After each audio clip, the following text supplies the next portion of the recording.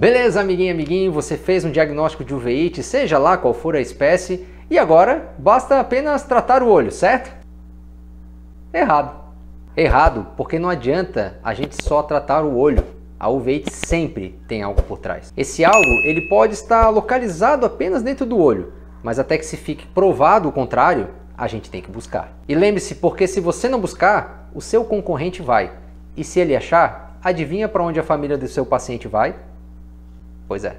Mas a discussão não é nem quem vai ficar com o cliente ou não. A discussão principal tem que girar em torno do paciente. Porque virou mania da medicina, não só da veterinária, da medicina no geral, tratar a doença e não tratar o paciente. E no momento que você fez o diagnóstico de uveíte, você tem que buscar a causa exaustivamente, até onde o bolso da família do seu paciente permitir. Mas claro, isso tem que seguir uma lógica. Não adianta você chegar e botar uma carrada de exames sem direcionar o seu diagnóstico, porque senão certamente os exames não vão dar nenhuma alteração. E esse diagnóstico ele implica na paciência do profissional ou da profissional de ficar pelo menos uns 10 ou 15 minutos coletando informações da anamnese. Ah, Thiago, mas dá-lhe bate-papo, né? Pô, tu gosta de conversar 10 a 15 minutos com o cliente no consultório? Não, isso é muito papo furado. Minha querida, meu querido, se você não tem 10 a 15 minutos de repertório de perguntas direcionadas a uma determinada doença do seu paciente, tem alguma coisa muito errada com a sua anamnese. Todo tipo de informação na uveíte é importante.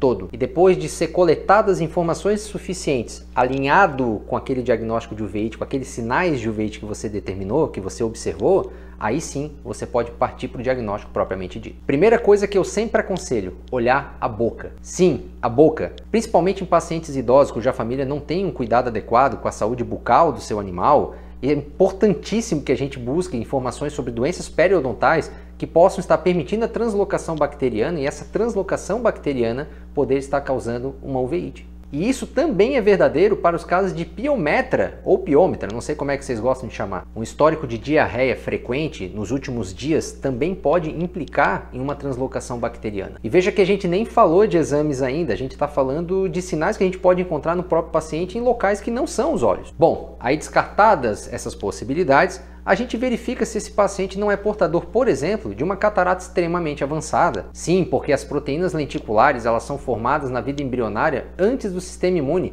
e isso faz com que elas não sejam reconhecidas. Quando a catarata está demasiadamente avançada, ela pode gerar um quadro chamado uveíte facolítica, olha só. E essa uveíte facolítica é um dos fatores primários dentro do próprio olho que podem culminar em uveíte. E essa uveíte facolítica, logicamente, ela é primária, vinda principalmente aí de uma inflamação causada por uma reação contra as proteínas lenticulares. Bom, agora sim, agora a gente pode partir para os exames propriamente ditos. E em primeiro lugar, nada mais, nada menos do que um exame de sangue o mais abrangente possível. E quando a gente fala mais abrangente possível, pessoal, calma um pouquinho. Não é para sair fazendo já um monte de teste hormonal, um monte de coisa, não é nada disso. Mas sim um hemograma completo, verificar a função renal, verificar a função hepática, ver como estão as proteínas totais e ver principalmente como está a glicose, para saber se aquela catarata que você verificou pode não ter a ver com uma diabetes. Realizada a coleta do sangue para um devido encaminhamento para o laboratório, você pode pedir, solicitar um ultrassom abdominal. Sim, um ultrassom abdominal. Parece que não tem nada a ver com o olho, mas tem tudo a ver.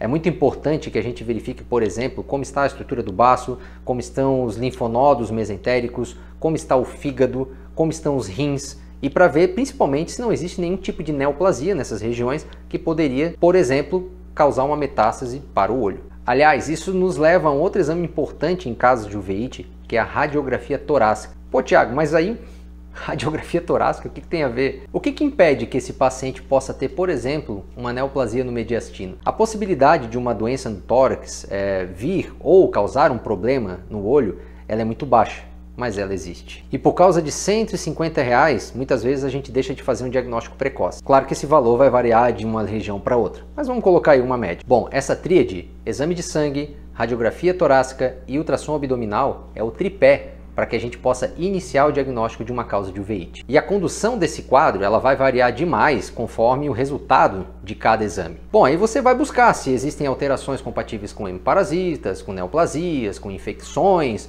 ou mesmo com endocrinopatias, com doenças imunomediadas, enfim, tudo vai depender do paciente que você está atendendo, da espécie que você está atendendo e do tempo que a doença já está em curso. Então, se você já constatou que seu paciente é portador de uma uveíte, Não adianta nada você encaminhar para o oftalmologista ou instituir um tratamento para essa uveíte sem determinar a causa primária desse paciente. Nós não estamos falando só do sucesso para o tratamento do olho, nós estamos falando do sucesso para a vida desse paciente. E por aí vai, né, gente? A gente poderia falar de diversos painéis de PCR, nós poderíamos falar de ressonância, de tomografia, tudo depende.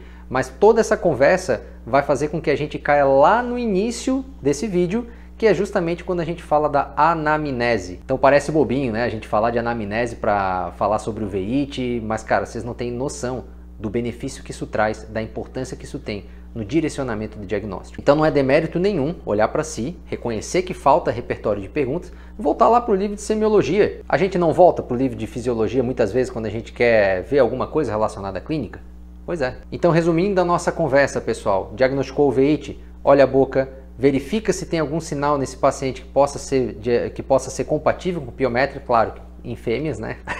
Se não for o caso, verifique se esse paciente tem manifestado com frequência diarreia ou está sendo tratado para diarreia de alguma forma. E uma vez constatadas as situações, peça um exame de sangue, ultrassom abdominal e radiografia torácica. Para só a partir daí a gente partir para exames mais complexos como PCR, coleta de medula, ressonância magnética, tomografia e por aí vai. Beleza, pessoal? Então se esse vídeo servir de alguma forma para você, se inscreva no nosso canal, coloca um curtir, comenta alguma coisa aqui embaixo. Dá bastante trabalho fazer esses vídeos, esses conteúdos para você.